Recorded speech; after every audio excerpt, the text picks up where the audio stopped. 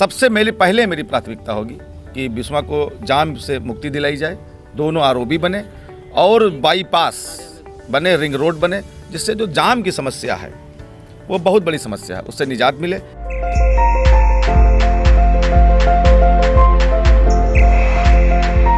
Bharatiya Janata party कहती कुछ और है, करती कुछ और है। 10 लाख लोगों को, 2 करोड़ लोगों को नौकरियां देंगे, नौकरियां मिलती नहीं, लाठी जरूर मिलती, जेल जरूर मिलती।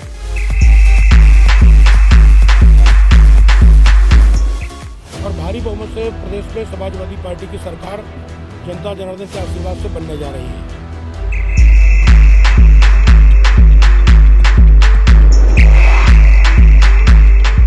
समाजवादी पार्टी की लहर है चारों तरफ। जो बहुत सी चीज़ें छूटी पड़ी हैं वो सब चीज़ें लागू करूंगा। जो काम जहां 5 साल जो हमने काम कराए थे उसके बाद कोई काम ही नहीं हुआ है।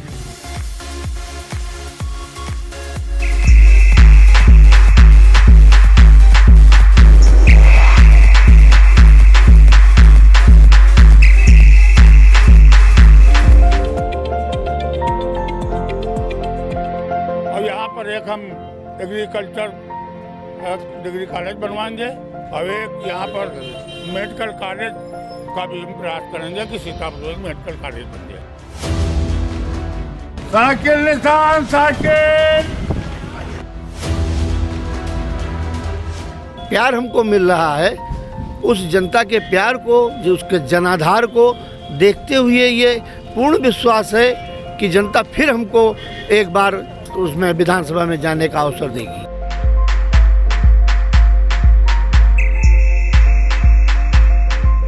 हमारे क्षेत्र में नहीं, पूरे उत्तर प्रदेश में इस समय एक समाजवादी पार्टी की हवा चल रही है। हम 100% सरकार बनाने जा रहे हैं।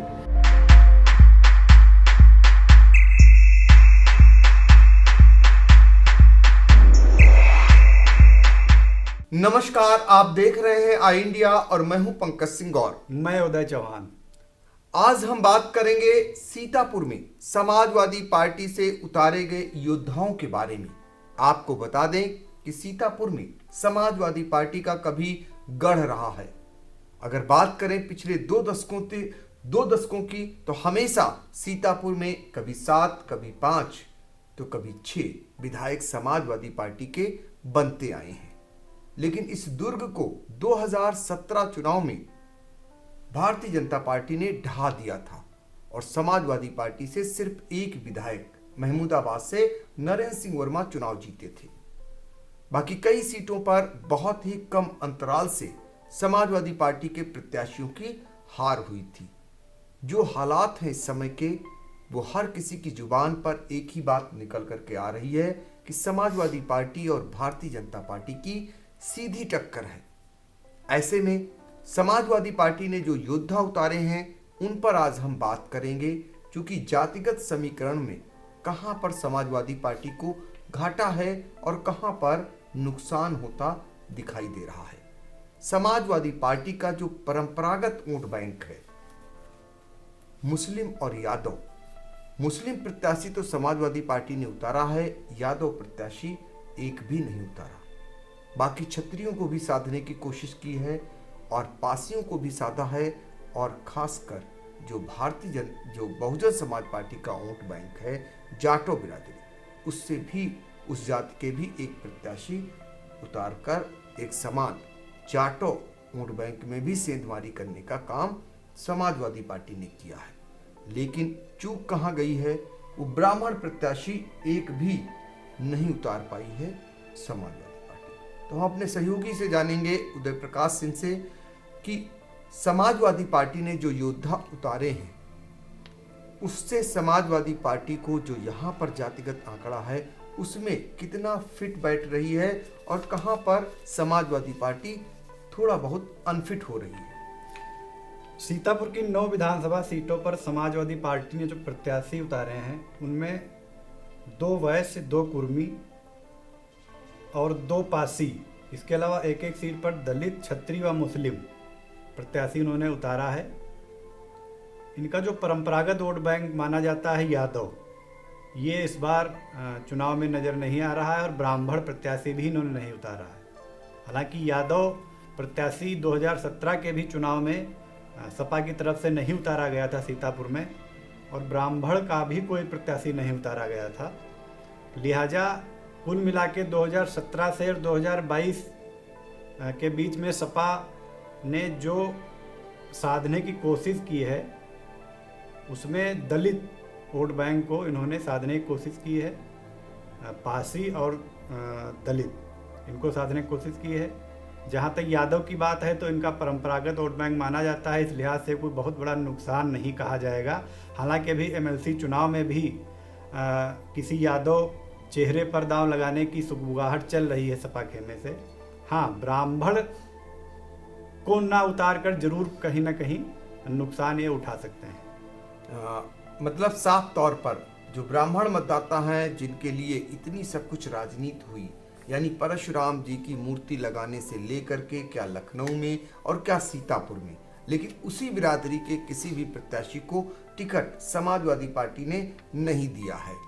आपको बता दें कि 2017 में जब विधानसभा के चुनाव हुए थे तो समाजवादी पार्टी ने यादव बिरादरी के अपने सिटिंग विधायक रामपाल यादव का टिकट काट दिया था और छत्री बिरादरी के भी सिटिंग विधायक जो सेवता से थे महेंद्र कुमार सिंह छीन बाबू, उनका भी टिकट काट दिया था, जिसका खामियाजा समाजवादी पार्टी को उठाना पड़ा था। सिधौली की जो सीट थी वो 2400 से हार गई थी समाजवादी पार्टी, और जो बिस्वा सीट थी वहां भी जो है 10,000 से हार हुई थी। इसके अलावा अगर बात करें महोली की, वहां भी 3700 के आसपास हार हुई थी। तो ये खामियाजा होता है जब जातिगत समीकरणों को फिट नहीं बिठा पाती हैं पार्टियां, और समाजवादी पार्टी कहीं ना कहीं इसी जातिगत समीकरण को फिट नहीं बिठा पाई थी पिछली बार। हालांकि इस बार छत्री समाज से फिर से सेवता से जो 4 बार विधायक रह चुके हैं महेंद्र कुमार सिंह छीन बाबू को टिकट देकर एक समान छत्री बिरादरी को अपनी तरफ लाने का प्रयास किया है, क्योंकि भारतीय जनता पार्टी एक भी छत्री बिरादरी को प्रत्याशी नहीं बनाया है। इसके अलावा अगर बात करें ब्राह्मण के तौर पर, अगर बात करें तो सबसे ज़्यादा टिकट अगर किसी ने दिया है तो कांग्रेस ने 3 ब्राह्मण को दिया है। बहुजन समाज पार्टी ने भी ब्राह्मण समाज की उपेक्षा बरती है, एक भी टिकट नहीं दिया है। और इसके बाद अगर बात करें भारतीय जनता पार्टी की, तो भारतीय जनता पार्टी ने 2 ब्राह्मणों को टिकट दिया हुआ है। तो कहीं ना कहीं जो है समाजवादी पार्टी 2 मोर्चों पर जो है वो कहीं ना कहीं उसके खेमे में कमी दिखाई दे रही है। पहला जो है झटका वो ब्राह्मण के तौर पर लगने वाला है, क्योंकि ब्राह्मण बिरादरी को प्रत्याशी न बनाकर ब्राह्मण वोट साधने में समाजवादी पार्टी कहीं ना कहीं नाकाम दिखाई दे रही है। दूसरा, अगर यादव की बात करें, वो उनका परंपरागत वोट बैंक माना जाता है, और उसकी भरपाई जैसा कि सहयोगी उदय प्रकाश सिंह ने बताया कि होने वाले विधान परिषद के चुनाव में यादव बिरादरी से इस बार एमएलसी चुनाव के उम्मीदवार को लाने का प्रयास चल रहा है ताकि उसकी भरपाई हो सके। संगठन स्तर पर जरूर इस कमी को समाजवादी पार्टी ने दूर कर रखा है, क्योंकि जो जिला अध्यक्ष हैं वो भी यादव बिरादरी के ही छत्रपाल सिंह यादव आते हैं। ये जानना चाहेंगे कि समाजवादी पार्टी ने इस बार एक तो अपने पुराने योद्धाओं पर ज्यादा विश्वास जताया है, हालांकि 2 दल बदलुओं को भी टिकट दिया है। इसका नफा नुकसान कहां तक देखते हैं? दल बदलों की बात करें तो एक हरगांव में इन्होंने रामहेत भारती, जो पहले बसपा में थे, बसपा से 3 बार वो विधायक रहे लगातार हरगांव से, और बसपा शासनकाल में कैबिनेट मंत्री भी रहे। उसके बाद वो भाजपा में आए थे, हालांकि भाजपा में टिकट ना मिलता देखकर उन्होंने सपा ज्वाइन किया और सपा ने उन्हें टिकट दिया। तो यहाँ पर सपा ने जो इन पर दांव लगाया है रामहेत भारती पर, तो कहीं ना कहीं इनकी चाल इनके हिसाब से सही मानी जाएगी, क्योंकि 2017 में हरगांव से मनोज राजवंशी चुनाव लड़े थे। ये पूर्व मंत्री सपा के हैं, रामपाल राजवंशी उनके बेटे हैं, और वो हरगांव में 3रे स्थान पर रहे थे। तो हरगांव की सीट को सपा अपनी झोली में लाने के लिए, चूंकि रामहेत भारती बसपा से लड़े थे 2017 में और रनर रहे थे, तो सपा की ये सोच कहीं ना कहीं रही कि रामहेत भारती अगर सपा से चुनाव लड़ेंगे तो ये सीट उनकी झोली में आ सकती है, वो बेहतर चुनाव लड़ सकते हैं अन्य जो दावेदार वहाँ हरगांव में थे उनके मुकाबले। इस सोच के साथ उन्होंने ये दांव खेला है। अब ये दांव कितना इनका मुफीद साबित होगा ये तो हरगांव की जनता तय करेगी। इसके अलावा हम बात करें सिधौली की, तो सिधौली में चूंकि जो बसपा के विधायक थे हरगोविंद भार्गव, वो साइकिल पे सवार हुए बसपा से निष्कासित किए जाने के बाद, और प्रेजेंट टाइम में वो सिधौली के विधायक हैं। चूँकि 2017 में भाजपा की आंधी के बीच भी उन्होंने सिधौली की सीट पर कब्जा किया था। इस लिहाज से सपा की सोच ये रही होगी कि जब भाजपा की आंधी में हरगोविंद भार्गव अपनी सीट निकाल सकते हैं, ऐसे में वो सशक्त दावेदार के रूप में नजर आए सपा को, और सपा ने उन पर दांव लगाया सिधौली। तो ये कुल मिलाकर के ये समीकरण बिठाए हैं समाजवादी पार्टी ने कि क्यों आखिर जो दल बदलुओं को टिकट दिए हैं वो क्यों दिए हैं। इस बात का खुलासा हमारे सहयोगी उदय प्रकाश सिंह ने किया। इसके अलावा अगर बात करें तो समाजवादी पार्टी ने अपने पुराने योद्धाओं पर फिर एक बार दांव खेला है, और वो काफ़ी पुराने योद्धा हैं, उनमें 4 बार के भी विधायक हैं और 2 बार के भी विधायक हैं। उनको निराश नहीं किया है। जो शेष बची सीटें 7 सीटें हैं, उन पे पूर्व के ही प्रत्याशी उतारे हैं। हालांकि इस बीच एक जो मिश्रिक विधानसभा सीट है वो जो है सपा और जो है सुभाषपा के खाते में जो गठबंधन हुआ उसमें चली गई है, लेकिन पुराने योद्धा को यहाँ भी टिकट समाजवादी पार्टी ने दिया है। इसका लगता है कहीं ना कहीं समाजवादी पार्टी को फायदा मिलता दिख रहा है।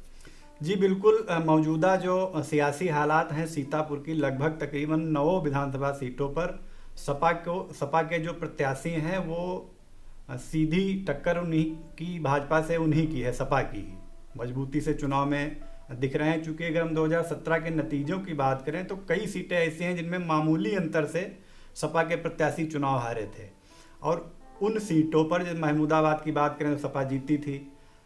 महौली की बात करें तो लगभग 3500-3700 से अनूप गुप्ता चुनाव हारे थे, और 2 बार वो विधायक भी रह चुके हैं सपा के, तो एक मजबूत प्रत्याशी हैं। इसी तरीके से अन्य जो सीटें हैं, जैसे सेवता की बात करें तो वहाँ टिकट काट दिया था महेंद्र कुमार सिंह झीन बाबू का, जो अपराजेय विधायक हैं, 4 बार लगातार विधायक रहे, अभी तक वो चुनाव नहीं हारे। तो वो सीट, और उस सीट पर सपा ने जिसे लड़ाया था शिव कुमार गुप्ता को, 3रे नंबर पे रहे थे।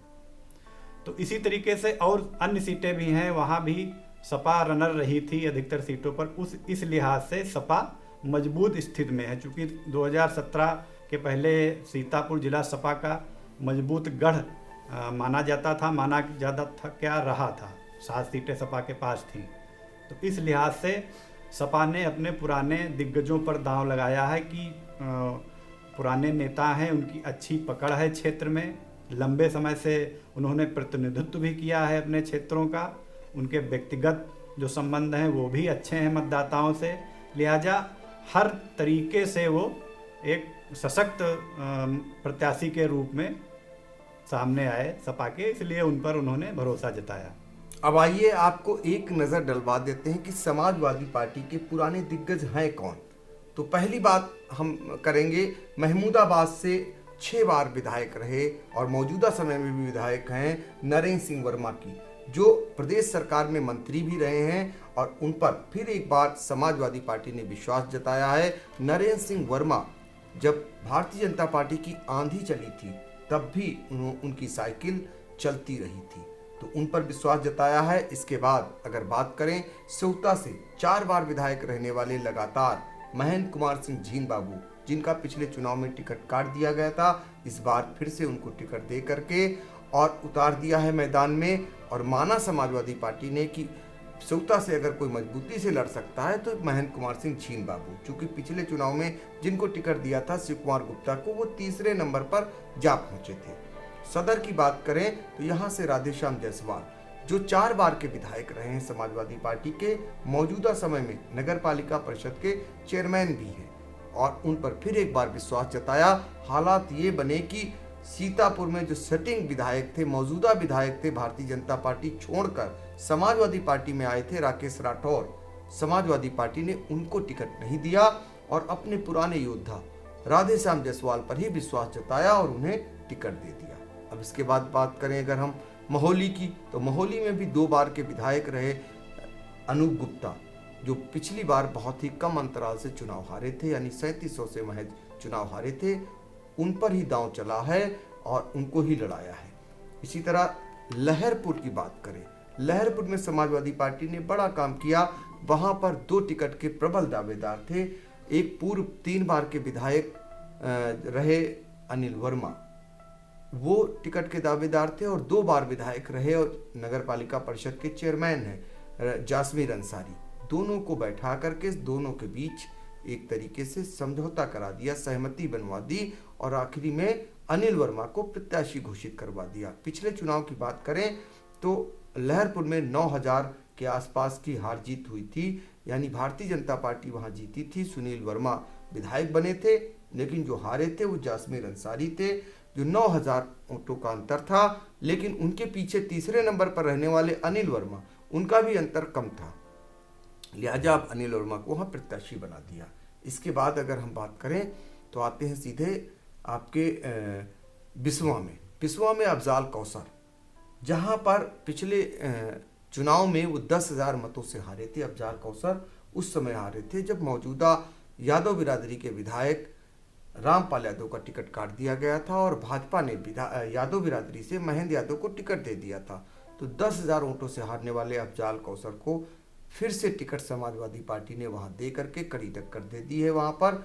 और इसके अलावा बात करें हम चले सिधौली में जरूर आश्चर्यचकित किया है समाजवादी पार्टी ने। वहां पर मनीष रावत जो उनके विधायक भी रह चुके हैं और पिछली बार मात्र 2400 वोटों से हारे थे, उनका टिकट काटकर बसपा से सपा में आए डॉक्टर हरगोविंद भार्गव पर विश्वास जताया है। और हरगोविंद भार्गव 2 बार के विधायक हैं, और समाजवादी पार्टी को ये विश्वास है कि हरगोविंद भार्गव बसपा का भी वोट बैंक लेकर के समाजवादी पार्टी में आएंगे, जिसका लाभ उन्हें मिल सकता है। लिहाजा वहां पर हरगोविंद भार्गव पर समाजवादी पार्टी ने दांव चला है।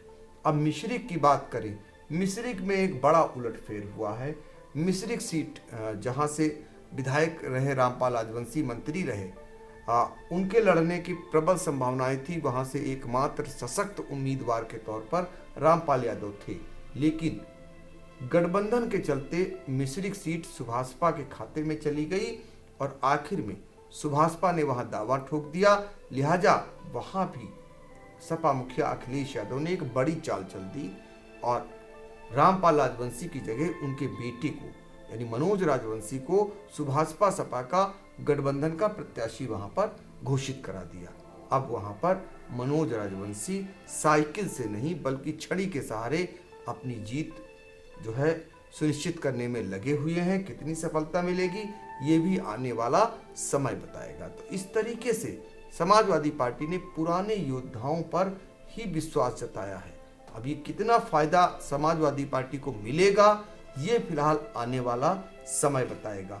लेकिन एक बात बताइए कि बनिया वोट जो है, खासकर कहा जाता है व्यापारी वर्ग जो बनिया वर्ग से आता है, उसके लिए दावा ठोकती है भारतीय जनता पार्टी कि ये वोट उनका परंपरागत वोट है। लेकिन टिकट बनिया वर्ग में अगर देखा जाए, व्यापारी वर्ग में, तो वो 2 देने का काम किया है समाजवादी पार्टी ने, एक राधेश्याम जायसवाल को और दूसरे अनूप गुप्ता को मोहाली से। तो इसका भी क्या लाभ समाजवादी पार्टी उठाने के लिए ऐसा कर रही है, या समाजवादी पार्टी चूंकि ये स्थापित नेता हैं इसलिए इनको टिकट दे रही है? देखिए, इसमें दोनों बातें हैं। सबसे जो बड़ी बात यह है, ये निकल के यही आती है कि स्थापित नेता, चूँकि अनूप गुप्ता, इनको जो है इनका पारिवारिक पृष्ठभूमि जो इनकी रही है वो भी राजनैतिक रही है। उनके पिता स्वर्गीय ओम प्रकाश गुप्ता भी लंबे अरसे से सपा से जुड़े रहे हैं, तो मजबूत दावेदार हैं, अच्छे नेता माने जाते हैं, अच्छी पकड़ इनकी है। और दूसरी बात जो बनिया वर्ग को जोड़ने की है सपा में, उसका भी कहीं ना कहीं नज़र में रखा गया, सपा ने निगाह में रखी ये बात, और उसका लाभ लेने का भी उन्होंने ये चाल चली है। उसका लाभ मिल भी सकता है इनको, चूँकि अनूप गुप्ता का आवास सीतापुर शहर में है। वो लड़ भले मोहाली विधानसभा से रहे हैं, लेकिन उनका निवास सीतापुर शहर में है, और सीतापुर शहर में भी उनके काफ़ी अच्छे व्यक्तिगत ताल्लुकात हैं, और एक जो गुप्ता वर्ग है, बनिया वर्ग है, उस पर उनकी काफ़ी अच्छी पकड़ मानी जाती है। तो इस लिहाज से अगर देखें तो सपा को फ़ायदा मिल सकता है, बशर्ते सपाई वो फ़ायदा ला सकें, वो कवायद कर सकें कि अपने खेमे में बनियावर को जोड़ सकें।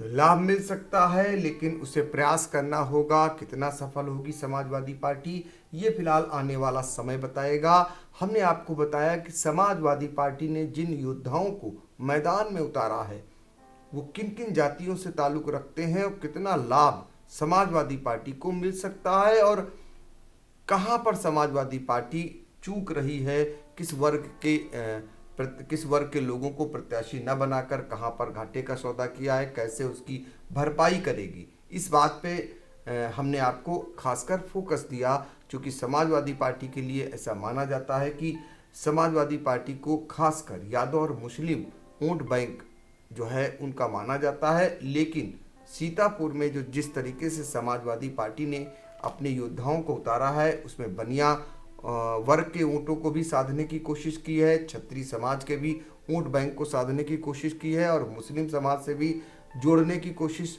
करी रही है। इसके अलावा अगर बात करें तो वर्मा बिरादरी से भी 2 टिकट दे करके वर्मा बिरादरी में भी सेंधमारी करने का प्रयास किया है।